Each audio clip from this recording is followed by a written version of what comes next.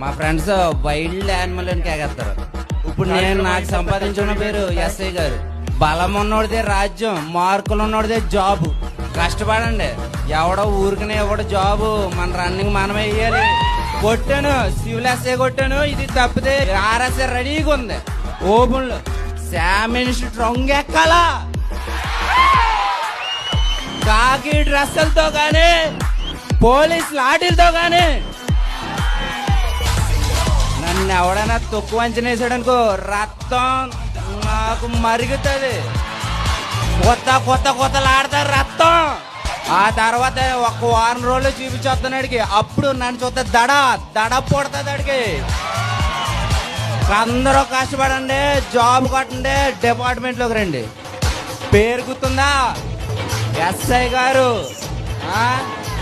సరే వెళ్తాను మరి.